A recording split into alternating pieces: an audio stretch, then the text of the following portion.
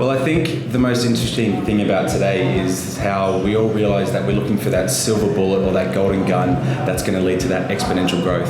But I think it's about understanding what stage we are at as a business, and if we can make those marginal gains, whether that be an incremental 1%, 2%, 3% change over time, all these little 1% actions can really add up, and making sure that the whole team understands that what they're working on can have a great impact by those 1% steps on the bigger picture for the business.